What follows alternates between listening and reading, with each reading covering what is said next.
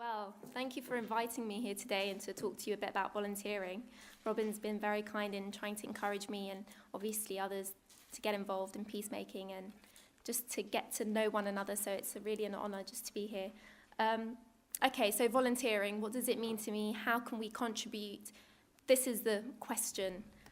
Before I begin, I'd like to share with you my personal experience of how I went into volunteering and why I'm so passionate about it. And I'll tell you this, yes, I was a law graduate, but I was volunteering from the age of 16 when I ran for student governor of City of Westminster College and was elected.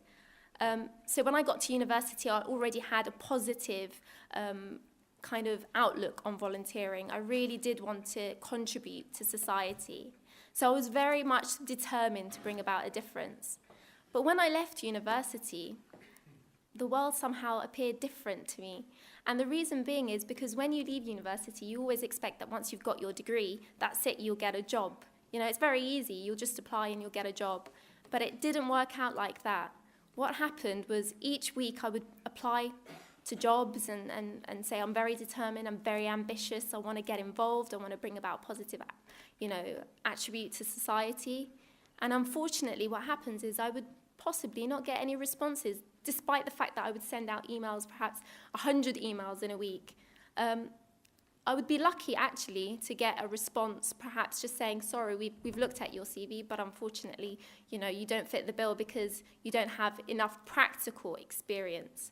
So what does a young person do in those situations? How do they feel? Now, I was a law graduate. I was president of the Brunel Law Society, and yet I couldn't get a job. Now, what about a person who's left school without any qualifications? What do they do? How do they feel? And to continuously get rejection letters or no responses whatsoever, how would that make you feel as a young person? You've worked hard, you've tried to engage, and nobody really cares. What do you do?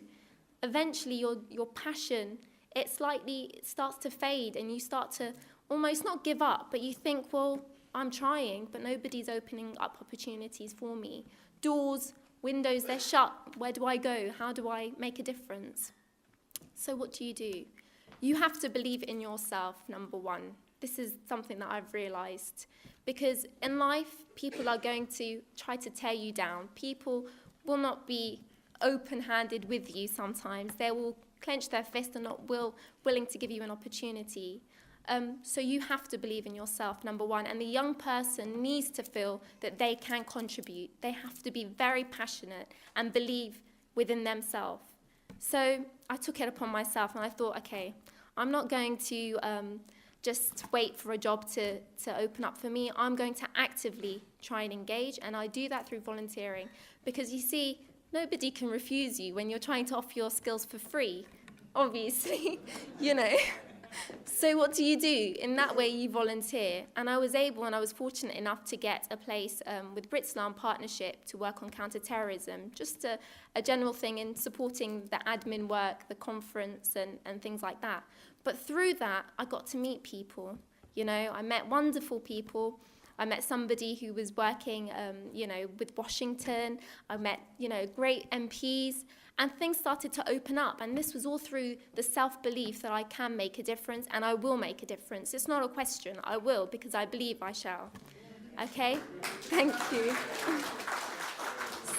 So then, what happened in that instance? I then moved on from Britslam Partnership, and I got another internship in the Three Faith Forum, which is to, create dialogue between Jews, Muslims, and Christians. And then through that, another opportunity opened up, and I went to Iraq, shot a documentary, came back with my life, thankfully, and was able to present this documentary to a wonderful person, which you probably all know is Jon Snow for Channel 4, a great person. But you see, that opportunity wouldn't have happened had that opportunity in 2007 with the Britslam Partnership opened up for me. So it's about constantly trying to make a difference. We cannot give up in our pursuit. That's one thing we've got to learn. So finally, I get that great meeting with Jon Snow. He invites me to Channel 4. I show him my film, and he really likes it. And so I was wonderfully accepted in that realm. And now I can say, look, I've done this, I've done that. So when I go to an interview for a job, for example, I could say, okay, I wasn't paid, But what I was doing was volunteering, and in some respects, that makes me look even more credible that I would go about and make a difference.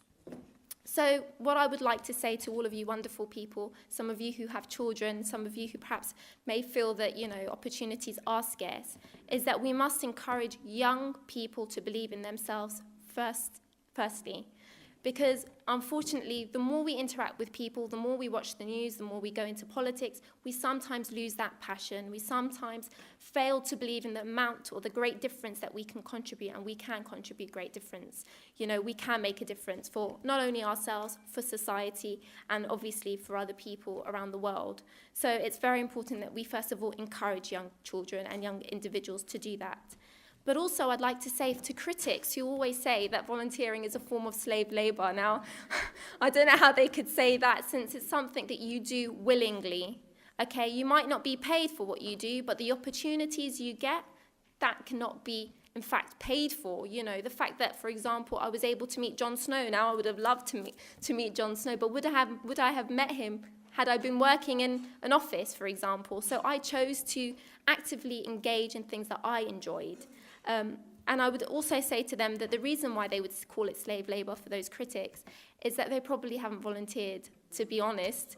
And so they don't know the benefits, but also they don't know the sheer difficulty that young people face, not only with debt from going to university, but also the constant challenges. I'll give you an example about my brother, actually, which is quite a sad story, but I think it's important to share with it. My brother, he was working for Niketown. I don't know if you know that. It's a big place that sells trainers. But he's graduated. He did criminology and sociology at university with his friend. And they both applied for the same job. Now, what they did was they sent the same CV to that job. And the difference was the name. Now, my brother was not offered a job, whereas his friend, who had the same CV, was offered an interview. My brother was not offered that. Now, why is that happening? There is elements of discrimination. We cannot deny that. There are elements of discrimination.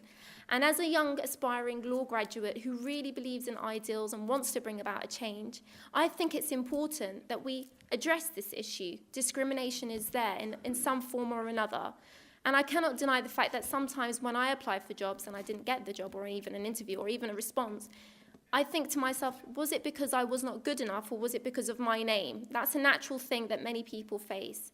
So it's about trying to challenge these stereotypes, the problems that we face in politics, the problems that we face in the media, and to actively engage with people so that we can remove ourselves from the negativity that surrounds young people and generally multiculturalism and ethnicity.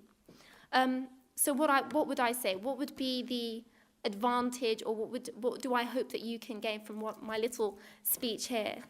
I would like to say this, that sometimes we feel we are powerless, but we are not powerless, because the determined individual is never powerless. If we are determined in our pursuits, we will achieve, regardless of what they say to us. But we must be constant in our pursuits. The moment we start to not believe in our pursuits is the moment that they have prevailed above us. So we will not let that happen. We talk about peace, but peace can be we almost kind of dream about peace, but we must not dream about it. The reason being is that once we make it into a dream, it's not a reality anymore that could be achieved. You see, so we must separate the dream and think it will be a reality. We can accomplish, we will accomplish, and hopefully we will do that with all our contributions. So that's all I'd like to say. Thank you very much. Thank you.